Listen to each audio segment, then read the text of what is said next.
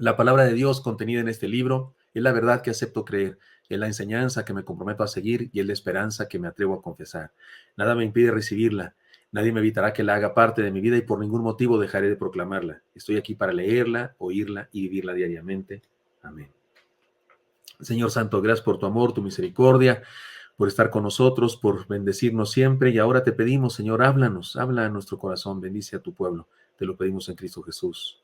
Amén. Amén. Y recuerden, hermanos, de la semana pasada, no, antepasada, iniciamos una serie de sermones que se llaman Aprendiendo a Vivir o Aprendamos a Vivir y estudiamos el Salmo 90. Y el día de hoy vamos a comenzar a estudiar el Salmo 71 y vamos a añadirle una frase a, a esta idea de aprendiendo a vivir en prosperidad. Ya que vamos a aprender a vivir, les propongo que aprendamos a vivir en prosperidad. Y vamos a leer el Salmo 71. Vamos a tardar algunos, algunos mensajes, algunos miércoles, tal vez 4 miércoles en total para estudiar esto. Aprendamos a vivir, pero ahora le añadimos en prosperidad. Y Dios puso en mi corazón que estudiáramos este Salmo 71 porque, ¿se acuerdan el Salmo 90, el Salmo de Moisés cuando ya es viejo? Y este es un Salmo de un anciano. Así se le llama a los eruditos en la Biblia, le han puesto a este es el Salmo de una persona que ha vivido mucho, que conoce a Dios, que ha experimentado la bendición de Dios. Es bueno, es bueno. En la Biblia se respeta mucho a los ancianos. No sucede lo mismo en nuestro contexto histórico. Y en la antigüedad, en ciertas, todavía hay países en donde los ancianos son muy respetados por su experiencia, por su conocimiento, porque tienen cosas que enseñarnos, que decirnos. Y vamos a aprender de este anciano que nos habla de cómo aprender a vivir y particularmente aprender a vivir en prosperidad. Y entonces de lo que hablaremos, la temática será la siguiente: fundamentos para una vida próspera. Y hablaremos de eso, de fundamentos, los cimientos de una casa, aquellos donde se sostiene algo, donde se sostiene la prosperidad de los cristianos. Vamos a la primera parte, que es lo que estudiaremos hoy, el fundamento de la confianza en Dios. Una vida próspera, una vida que debemos aprender a vivir, así en prosperidad, una vida próspera, tiene una primer roca en el cimiento, la confianza en Dios. Mire cómo dice el Salmo 71 en los primeros 3 versículos, solo eso estudiaremos el día de hoy. Léanlos conmigo, le aparecerán ahí en la pantalla. Dice la palabra: en ti, oh Jehová, me he refugiado, no sea yo avergonzado jamás. Socórreme y líbrame en tu justicia, inclina tu oído y sálvame. Sé para mí una roca de refugio a donde recurra yo continuamente. Tú has dado mandamiento para salvarme, porque tú eres mi roca y mi fortaleza. Qué hermoso, esto es poesía. Esto es poesía de veras, bella poesía. Es el salmista, este hombre que ha vivido mucho, que ha experimentado en Dios bendición, ha experimentado que Dios es el fundamento y su confianza en Dios es el fundamento de su prosperidad. Y expresa estas cosas poéticas, hermosas. Estudiémoslas, reflexionémoslas, desglosemos la poesía. No acabemos con la poesía, no dejemos de ver lo bello de este lenguaje, pero sí apliquémoslo a nuestra vida entendiendo lo que quiere decir este lenguaje hermoso. Analicemos parte por parte el pasaje y descubramos la firmeza de alguien que vive la confianza en Dios. Porque acuérdense, aprendamos a vivir en prosperidad y para lograrlo necesitamos fundamentar bien nuestra vida. Y el fundamento de nuestra vida, en primer lugar, es la confianza en Dios. Pues aprendamos, estudiemos el fundamento, la firmeza de la confianza en Dios. Dice el versículo 1, la primera parte: en ti, oh Jehová, me he refugiado. El refugio era una habitación. En aquella época, la palabra que usa aquí el salmista para referirse a esto, está hablando de una habitación. No está hablando de una cueva o de un resguardo temporal. No está hablando de cuando andamos en el campo y de repente nos tenemos que refugiar ahí detrás de una piedra. No. Está hablando de aquí la palabra refugio, porque, insisto, usted y yo usamos más a menudo refugio como un lugar improvisado donde nos ocultamos. Pero la palabra hebrea aquí no es eso. La palabra hebrea aquí es una habitación. Es una habitación bien hecha, bien puesta. Así que el salmista habla de algo permanente, como la casa propia. Está diciendo: en ti, oh Jehová, me he establecido. En ti, oh Jehová, he hecho mi casa. En ti, oh Jehová, he puesto mi mansión. De eso está hablando. Insisto, porque recuerde, el idioma del Antiguo Testamento es el hebreo y a veces los traductores pues ponen palabras de acuerdo con el diccionario, pero si usted y yo no entendemos bien esa palabra, de dónde venía, qué significaba, puede ser que no entendamos toda la belleza y la magnitud de la enseñanza. Entonces, aquí no habla de un refugio temporal, aquí habla de una casa permanente. El salmista está diciendo, en ti, Señor, he hecho mi casa. En ti está todo, mi recámara, mi salón de juegos, mi baño, mi cocina, mi comedor, mi sala. O sea, en ti he hecho mi casa propia. Así que aquello de haberse refugiado tiene que ver con algo de toda la vida. O sea, refugiarnos en Dios no tiene que ver con cuando estamos atribulados y vamos y nos refugiamos en Dios. Ay, Señor, ayúdame. Y al rato me olvido de Dios y ando haciendo por ahí trapaceas donde quiera y me vuelve a pasar un problema. Ay, Señor, me refugio en ti. No habla de eso. Habla de más bien una decisión permanente de ser un refugiado en Dios. Algo que involucra toda la vida. Como los desplazados, el día de hoy sucede mucho eso, como los desplazados, los perseguidos que piden asilo en otra nación. Ahora los que pasan por nuestra tierra desde Chiapas, desde el río Suchiate, ¿no? Cruzan el río y vienen acá porque quieren ir hasta el otro río, el Bravo, para llegar a Estados Unidos. Ellos no han encontrado refugio. Aquí en nuestro país no han encontrado refugio. Si van por la calle, si viven de repente en un albergue provisional, si se quedan ahí en un parque, allá en Ciudad Juárez, se quedan ahí en un parque afuera, hacen una carpa, el gobierno les da tiendas de campaña. No, esa no es la idea del salmista todavía, no. Pero cuando llegan a Estados Unidos y Estados Unidos los recibe, les da asilo político, les da documentos y al rato ya tienen un departamento y un trabajo, eso es el refugio del que habla este pasaje. Ahora bien, evidentemente, así se sentía el salmista y debemos sentirnos todos también cuando estamos sin Dios. Cuando estamos sin Dios así somos peregrinos, no peregrinos, no somos vagabundos, no, peregrinos no, vagabundos somos vagabundos, gente sin dónde quedarse, gente sin home, sí, ¿verdad? Como se dice, no solamente en la palabra en Estados Unidos, sino cuando jugábamos de niños, ¿sí le decíamos base o cómo le decíamos cuando andamos jugando ladrones y policías, esas cosas? Sí, en mi tierra se llama home, creo que aquí se llama base, no base, donde tocas y nadie te puede agarrar. Una persona sin base, una persona que va transcurriendo y no tiene dónde refugiarse, no tiene casa, no tiene hogar. Homeless se dice en Estados Unidos, gente sin casa. Recordemos lo que dijo el Señor. Déjenme leerles otro pasaje de la Escritura. Acá en Juan capítulo 17 dice así: yo les he dado tu palabra y el mundo los aborreció porque no son del mundo, como tampoco yo soy del mundo. No ruego que los quites del mundo, sino que los guardes del mal. No son del mundo, como tampoco yo soy del mundo. Santifícalos en tu verdad, tu palabra es verdad. Así que usted y yo deberíamos sentirnos como el salmista, como gente que necesita refugio, necesita asilo. Somos peregrinos, estamos de paso, pero hemos pedido asilo en la gracia de Dios y somos refugiados en su amor. Y Él nos instaló en su casa, preparó unos edificios multifamiliares llamados iglesia para recogernos, para refugiarnos, y nos dio casa y nos dio hogar. No solamente tienda de campaña provisional para pasar, pues no solamente unas literas con unas colchas ahí y una comida así que una asociación vino a traernos de vez en cuando. No, Señor, el Señor nos preparó si es hotel, es de 5 estrellas o gran turismo, pero más bien es casa, más bien nos dio departamento, nos dio casa propia, porque hemos pedido asilo a la gracia de Dios y somos refugiados en su amor. Él nos defiende de nuestros perseguidores, Él nos cuida. Así es que esta primera parte del Salmo es hermosísima. Su significado de la poesía, de la metáfora es hermoso. En ti, oh Jehová, me he refugiado. Y luego dice: no sea yo avergonzado jamás. Y aquí hay algo importante, tenemos que entender, la palabra vergüenza es un concepto muy importante en la cultura judía y en la teología, por supuesto, del Antiguo Testamento. Vergüenza es la antítesis a la paz de Dios. La paz de Dios, el shalom de Dios. La paz es su gracia derramada sobre nosotros, que nos provee todos los bienes que necesitamos para vivir a plenitud. La paz de Dios es algo así como todo lo que necesitamos. Todo lo que una persona necesita, Dios se lo da, y eso se llama el shalom de Dios, la paz de Dios. Los judíos se saludan así. Algunos lo hacen el día de hoy todavía, con el shalom de Dios, shalom alejem, la paz sea contigo, hermano. Lo contrario a todo eso que es la paz ¿Sabe qué es? La vergüenza. Precisamente lo opuesto totalmente a la paz es la vergüenza. Y el salmista dice, no se haya avergonzado jamás. Está pidiendo, está implicando, Señor, quiero experimentar tu paz en mi vida.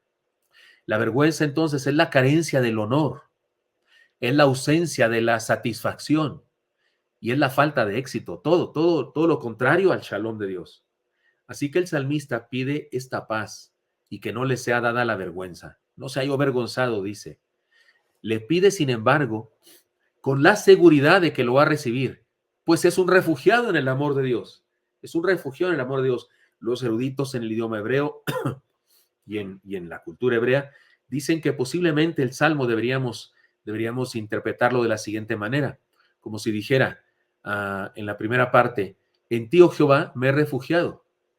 Así que no seré avergonzado jamás, lo sé. Como que no fuera solamente una petición, sino como que fuera una petición con seguridad. No has sido avergonzado jamás, como si dijera, Señor, estoy en tu casa refugiado, cierra la puerta, por favor, para que no pase ningún problema. Es decir, es una solicitud, pero con absoluta seguridad, una solicitud que se da por hecho que está aconteciendo, no solo que acontecerá, sino que está aconteciendo, porque él pide esto, sin embargo, lo pide con seguridad que lo recibirá, pues se ha refugiado en el amor de Dios. Y luego dice, versículo 2, dice, socórreme y líbrame en tu justicia, inclina tu oído y sálvame. Tres peticiones, ¿o cuántas son? A ver, socórreme, líbrame en tu justicia, inclina tu oído y sálvame. 4 peticiones hermosas. Ahora, solicita la intervención de Dios como su abogado. Sabe que la justicia de los hombres es imperfecta, así que apela a la justicia divina. Sin embargo, no se declara inocente. El salmista está claro que él no demanda, como dicen algunos que ignoran la palabra del Señor, no demanda, no se cree empoderado, no cree que tiene poder en su boca en eso, no, solicita, pide, suplica, porque él no se sabe inocente. Pide a Dios que incline su oído, porque él se sabe abajo, es decir, solicita la gracia para salir bien librado del asunto.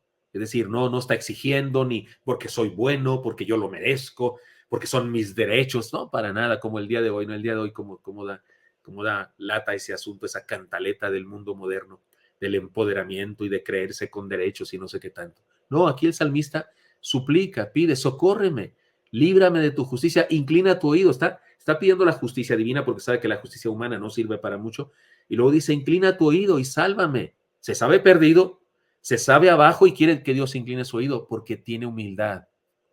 Solicita ser absuelto por el amor de Dios. En ti me refugio, Señor, en ti me refugio. Y quiero experimentar tu paz, no la vergüenza. Y te suplico bendiciones, que atiendas mi causa, que tú me bendigas. Esto es lo que está diciendo este hombre viejo, este hombre anciano, que está diciendo esto porque es lo que ha vivido toda su vida. En realidad está glorificando a Dios porque está viviendo esto. Y luego versículo 3, el último que estudiaremos el día de hoy, dice, sé para mí una roca de refugio donde recurra continuamente. Bajo las condiciones geográficas y de trabajo de aquella época, una roca en el desierto era la diferencia entre la vida y la muerte. En aquellos lugares desérticos, una roca, y no está hablando de una piedrita, por supuesto, sino una roca grande que puede proteger del sol, proveía sombra, proveía calor por la noche, porque en el desierto, en el día es un solazo terrible, los grados hasta el tope, pero en la noche es congelamiento, pero una roca de día podía cubrir el sol y de noche guardaba calor. Tanto animales como seres humanos aprendían eso, estar cerca de una roca guardaba el calor que había acumulado durante todo el día y se conservaba el calor durante la noche. Así que una roca proveía sombra, calor por la noche, resguardo de los animales salvajes, porque uno podía esconderse ahí, podía hacer incluso alguna cueva o escarbar o poner lo que sea, pero ya había una pared de por medio, una roca, podía tener resguardo de animales salvajes, solidez en medio de una tormenta, porque estar sin esa roca, el viento te podía llevar o te podía golpear con las ramas y demás, pero en una roca había protección y las posibilidades de encontrar humedad por la mañana con el rocío también se incluía en una roca y la salvación de la muerte por la sed. Así es que todo eso pasaba. Una roca en el desierto, los que saben de eso, los que han vivido así, saben eso, que en la mañana, aún en los lugares muy desérticos por la mañana, el cambio de temperaturas de las rocas y las hierbas que tiene una roca pegadas produce una humedad que puede salvar de morir de sed a una persona que se ha perdido en el desierto. Así es que cuando el salmista dice esto, está hablando de su conocimiento y de sus experiencias propias de aquella época. Así es que este sé para mí una roca de refugio, a donde recurra yo continuamente. Habla de una provisión de Dios maravillosa, de un cuidado de Dios maravilloso, ese Dios en el cual se ha refugiado, ¿no? Ese Dios del cual ha pedido justicia. Y luego dice, mire esta segunda parte del versículo 3, tú has dado mandamiento para salvarme, porque tú eres mi roca y mi fortaleza. Repite la idea de la roca, del versículo que comenzó abriendo así con el versículo 3, termina con eso mismo, pero en medio dice, tú has dado mandamiento para salvarme, porque tú eres mi roca y mi fortaleza. Esta primera frase, tú has dado mandamiento para salvarme, es impresionantemente bella. Y significa, tú has dado mandamiento para salvarme, significa que el salmista entiende que Dios es todopoderoso y que puede ordenar lo que sea a sus ángeles y a quien quiera, y que su voluntad se hace. El salmista entiende que Dios es todopoderoso para decirle al viento cosas, para decirle al sol cosas. Es lo que impresionó a los discípulos de Jesús cuando aquella vez en la tormenta. ¿Quién es este que aún el viento y el mar lo obedecen? No sabían que era Dios mismo. No sabían que el Padre y Él uno eran. No sabían en ese momento. Están descubriéndolo apenas. Pero el salmista sabe que Dios tiene poder y que puede ordenar lo que quiera y que puede hacer lo que quiera. Seguramente el salmista, el que está escribiendo esto, conocía el Génesis, Éxodo, conocía el Pentateuco completo, conoció aquello del Mar Rojo que se abre, había leído eso y supo del diluvio y seguramente supo de la fuente de agua que Agar pudo ver, porque en su dolor no podía verla, pero que ahí estaba. Es decir, él sabe eso. El salmista entiende que Dios es todopoderoso y que puede ordenar lo que sea a sus ángeles y a quien quiera y que su voluntad se hace. Y no encuentra otra explicación para ser bendecido. No encuentra otra explicación. Se ve bendecido, se sabe bendecido. Estoy refugiado en Dios. ¿Qué más quiero? Tengo la paz de Dios, no la vergüenza. Él es mi juez, es el que me defiende. Él es mi roca que me cuida en toda circunstancia. Y luego dice, se me hace que Él ordenó eso. Seguramente Dios ordenó eso. Y como Él tiene capacidad para dar órdenes, Él sí tiene milagros en su boca, por favor, no vaya a salir usted con esa insensatez de algunos falsos profetas que andan predicando eso. Dios es el único que tiene poder en su palabra. Usted y yo no tenemos poder en nuestra palabra. El poder está en Dios, no en nosotros, por favor. El salmista no hizo ninguna declaración aquí de que yo tengo poder y que yo puedo hacer las cosas. No, él dice, tú has dado orden. Me gusta esa, tú has dado mandamiento para salvarme. Tú has declarado mi salvación. Él sí puede declarar las cosas. Seguramente Dios dio la orden. Dice, ¿por qué estoy tan bendecido? Dice el salmista. Y la única respuesta que encuentra es, pues seguramente Dios lo ordenó. Y si Él lo ordenó, qué bendición.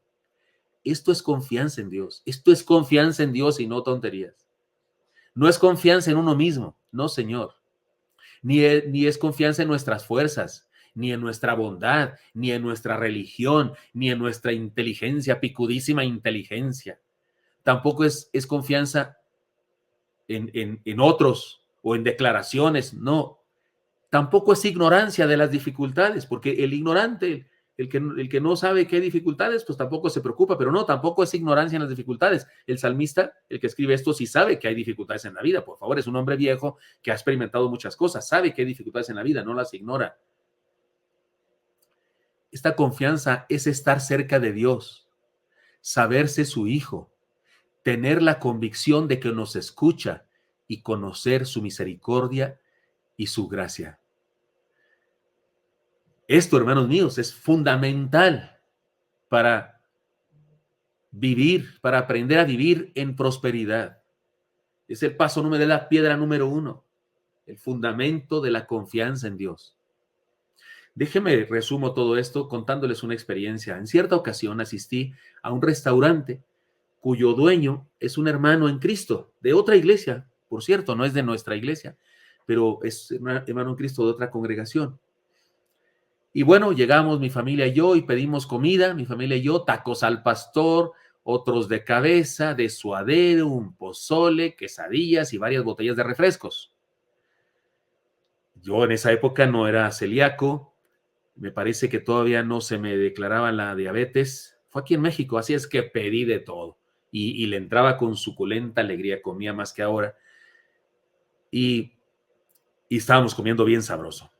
Cuando pedí la cuenta al mesero, el mesero me dijo, no es nada.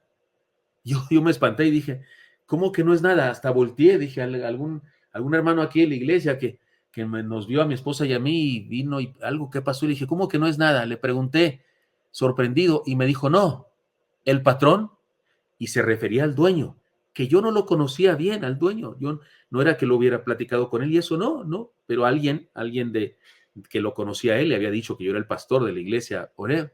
Y el mesero me dijo, el patrón dijo que no es nada, que usted es un siervo de Dios. Él dio la orden. Me gustó esa frase para decirle aquí. Él dio la orden y no pagué nada. Y dijimos, oh, hubiéramos comido más, ¿no? No es cierto. No hubiéramos podido comer más, ya estábamos muy llenos. Pero siempre piensa uno eso, ¿no? Cuando algo te sale gratis, hubiera pedido más. Pero el patrón, el dueño, dio la orden. Hermanos míos, podemos decir eso en la vida. Podemos decir eso, el patrón, Dios. Podemos decir que Dios les dio mandamiento y lo hicieron. Que mis bendiciones. Cuando nos sintamos muy bendecidos, hermanos, recordemos que no es por nuestra bondad. Lo que pasa es que Dios les dio mandamiento. ¿A quién? Pues a los ángeles, a las circunstancias, así como le dijo al viento, cállate aquella vez, así Dios impidió que algo llegara a nosotros. Y Dios le dijo, no, ni cuenta nos damos de cuántas tormentas Dios ha callado, ha calmado por nosotros, aún antes de que lleguen. Aprendamos a vivir en prosperidad con el fundamento de la confianza en Dios. Aprendamos a vivir en prosperidad con el fundamento de la confianza en Dios. Confiemos en Él. Es nuestro refugio. Lo dice así el Salmo, ¿no? Es nuestro refugio. Es nuestra paz. Nos quita la vergüenza. Es socorro. Hay injusticia en el mundo, pero su justicia es perfecta e inclina su oído a pesar de que somos imperfectos. Es como una roca que nos da protección, auxilio, cuidado, sombra, agua. Y ha dado mandamiento respecto a nosotros porque somos sus hijos. Y ha dado mandamiento respecto a nosotros que somos salvos, que va a estar con nosotros todos los días hasta el fin del mundo, que va a caminar con nosotros, porque es nuestra roca y nuestra fortaleza. Así que, hermanos míos, en primer lugar, ya que queremos aprender a vivir en prosperidad, pues busquemos fundamentos para esta vida próspera. Y el primero de ellos es el fundamento de la confianza en Dios. Si usted y yo tenemos problemas con eso, tenemos dudas siempre, tenemos una visión catastrofista de todo lo que pasa, ay, comadre, ¿dónde iremos a parar? Y nos la pasamos así como siempre, renegando de la vida, como los hebreos cuando iban en el desierto. Mejor usemos este fundamento, este principio, esta virtud, esta enseñanza, el fundamento de la confianza en Dios. Y por favor, hermanos míos, aprendamos a vivir en prosperidad con este fundamento de la confianza en Dios. Señor Santo, pongo en tus manos a mis hermanos y mis hermanas y te pido que nos bendigas a todos, Señor, y que nos permitas vivir en esta confianza como la del salmista, como la de este hombre viejo que habiendo vivido tanto tiempo aprendió el fundamento de la confianza y que nosotros también vivamos así, Señor. Pongo en tus manos a mis hermanos y mis hermanas en Cristo Jesús. Amén.